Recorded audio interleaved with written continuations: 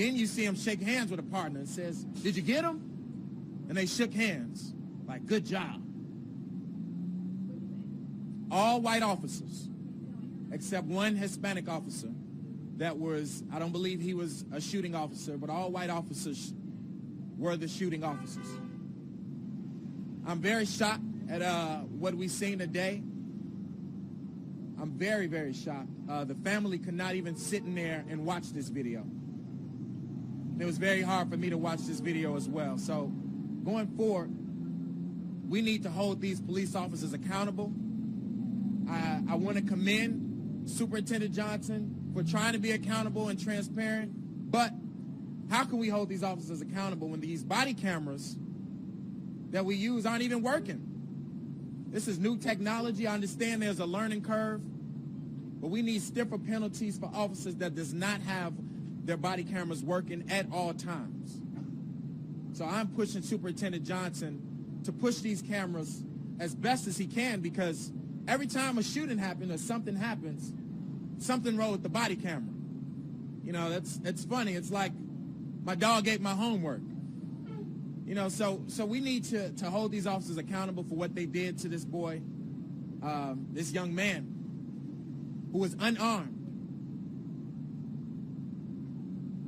It's very sickening, to say the least. So going forward, we will try to prepare the family for a statement. Go ahead, Mike. One more thing. You are going to hear, and the world, you are going to hear, and the world can see this, and they should. You are going to hear one of the police officers. It's unclear as to whether or not he was the actual shooter. But you are going to hear one of the police officers say, "Fuck, now I'm going to get a 30-day suspension." So, how long was the video? Hold on, real quick. One more thing I forgot to add. You're also going to see, after he says that, he starts to say something else, and one of the officers say, "Hey," and points to his body camera to make him shut up. So, yeah. How much Questions? of the video did the family actually see? They saw most of the video. Like how long? It was about 6 clips. They saw at least 3, and those 3 were the most graphic ones. So yeah. The mother broke down. What did she say? The daughter broke down. She just can't believe they did this to her. She never thought she would be in this situation. She has given him everything that he needs, and maybe he got caught up in some of the wrong things. But as for the court system to decide what his sentence should be, and she's just very hurt right now, and she had to leave immediately because she could not deal with being at IPRA headquarters. Looking at this video, knowing that they're the enemy, and they won't, they'll probably try to justify this shoot in some way. How much of what happened to Laquan McDonald do you think is the reason why the police superintendent acted so quickly in releasing this video? I think a lot of what happened to Laquan McDonald, and there are plenty of other cases, is the reason that they did this. The problem is, number one, we still have unarmed young black men being shot by the police. So while there's some transparency with regard to letting the family see the video, there's some transparency with these body cameras, it's still happening. That needs to be stopped. And then with the actual shooting not exactly on the body cam, it kind of belittles the whole idea of transparency. This is new technology. They're supposed to show everything, good and bad. And all we have right now is bad. And one thing, Lawyer, can you give us a synopsis of what you saw on the cameras from start to finish?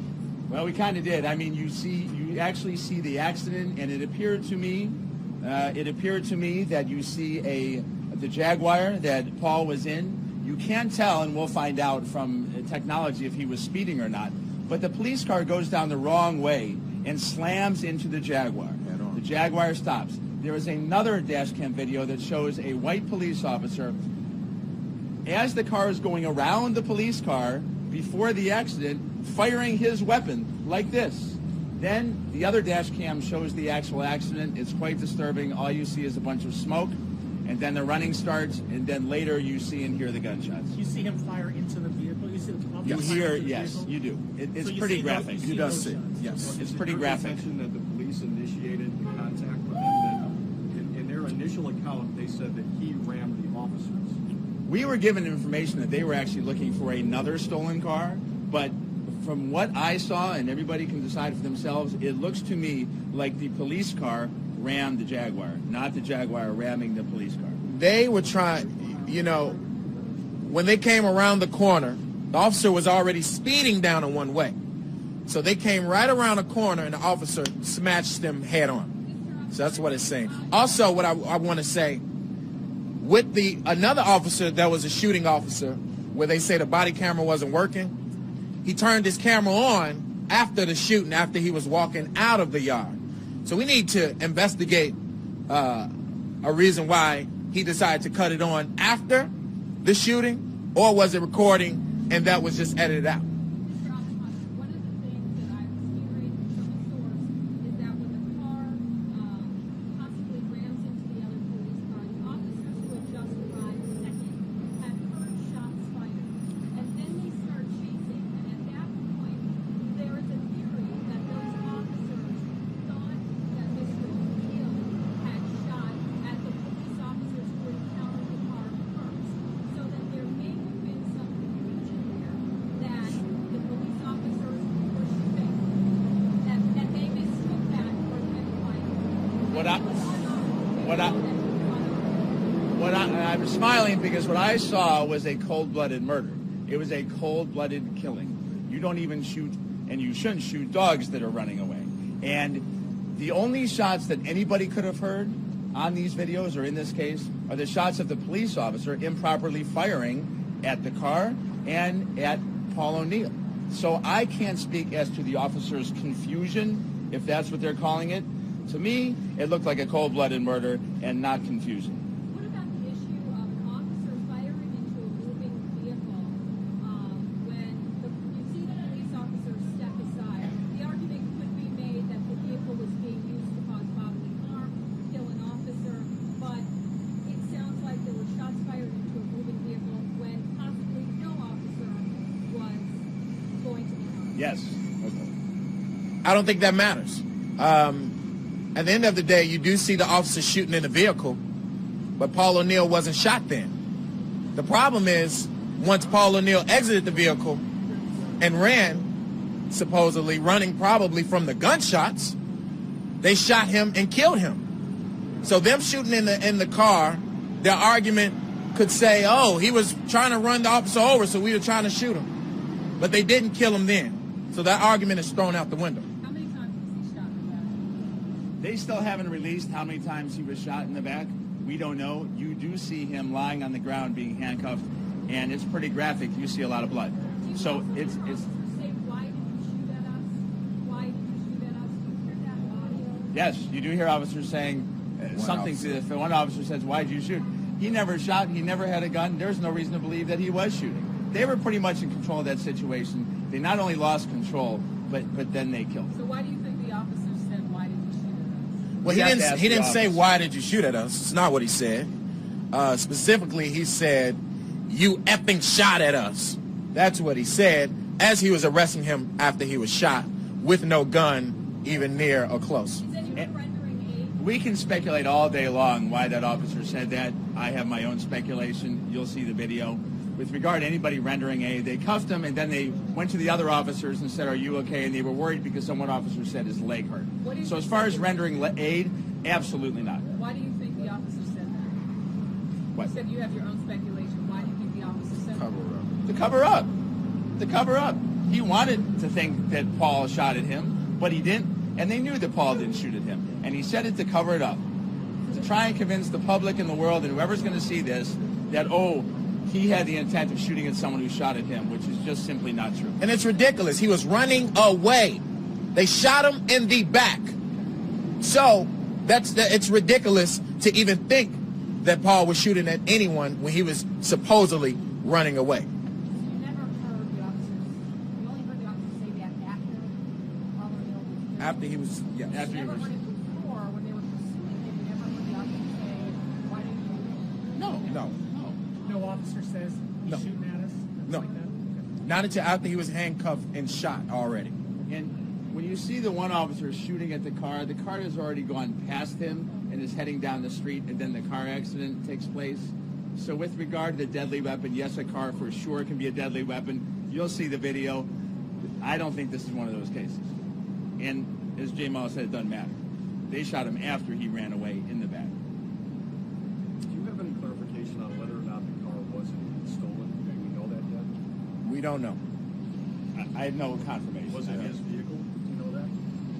It was not his car. It was not his car. So when the officers arriving on the scene first, one of them shooting into the police car, can you talk about training issues here within the police department? You know, that might take a year to talk about, and the police department should really talk about the training issues. And I think there's been a lot of talk, and the talk has to stop, because now they really need to be trained. This goes down to training on race. This goes down to training on the community. This goes down, and Jamal can better speak to that. But there's a lot that needs to be done. Some has been done. We have a long way to go.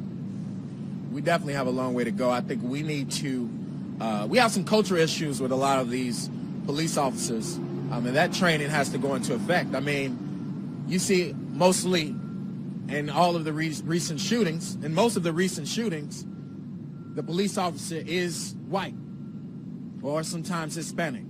And so we gotta look at that and say, why isn't there a lot of black officers shooting black kids? And then get to the root of the problem, and then that's where that training will have to start with those other officers. Can you say more about how he was on the ground and handcuffed? When he was on the ground, he was handcuffed. You see a lot of blood. They asked him a question, so he may have been responsive at that time, but he was sitting there for a long time before the ambulance got there.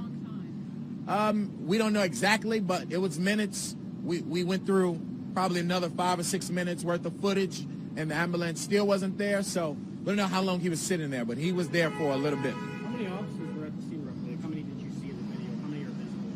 A lot. There are 3 or 4, I think, running, and then you see a lot of officers. There's obviously a ton of officers later. There's quite a few cars before and during this happening.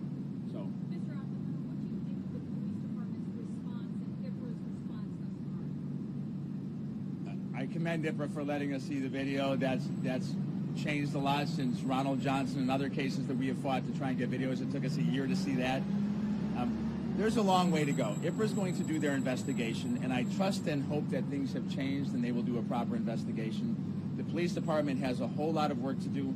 I am also, and maybe now is not the time to do this, but I am asking, based on what I have seen, and I wasn't going to say it, but as Jamal said, this is it's horrific.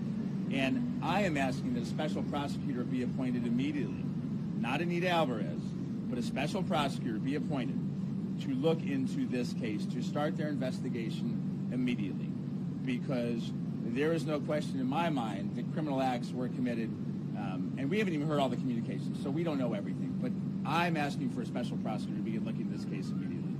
How much video was involved in this incident? We heard something like 40 hours of video. Well, we weren't shown 40 hours. We were shown 15, 20 minutes. There's some more that we didn't see because it was just aftermath and part of the scene. It is my guess, based on my experience, that there'll be a lot more video coming. And IPRA has indicated that there may, in fact, be more video. They're still doing their investigation. We're doing our own investigation. Mike, you're a former prosecutor, right?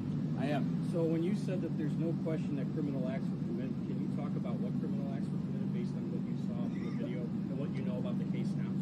Videos. I'm not a prosecutor anymore.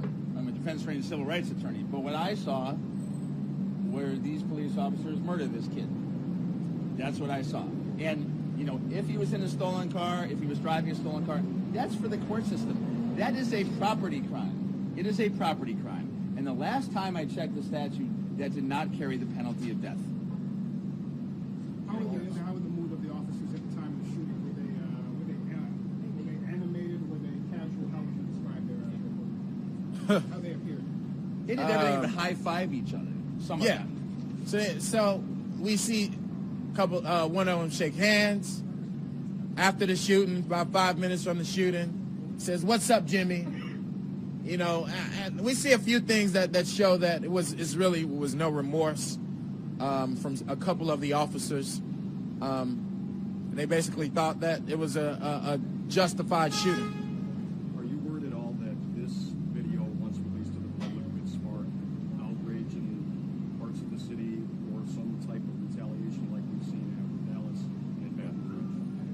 Well, you know what?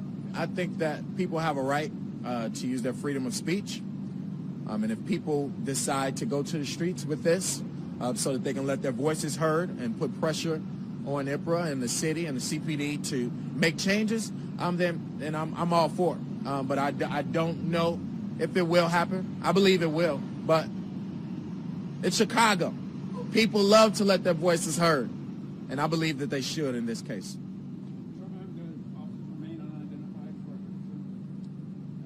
As of now, they remain unidentified. I'm sure we will find out who they are and their.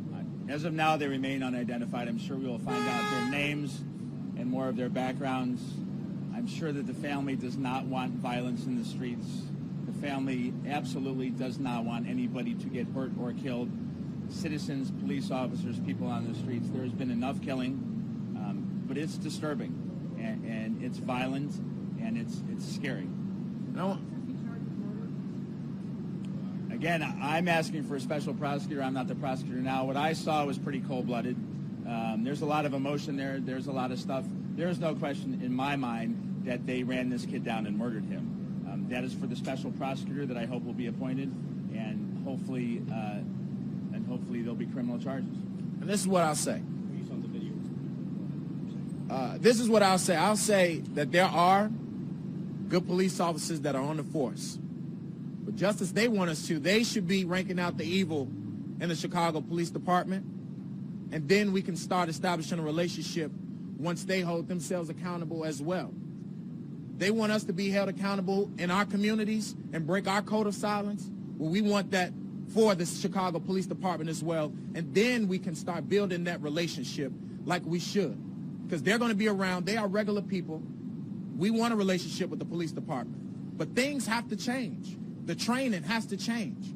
Holding officers accountable, it has to change. When an officer does wrong, they have to be held accountable. And then people will start taking the Chicago Police Department seriously, and we can bridge that gap. Thank you.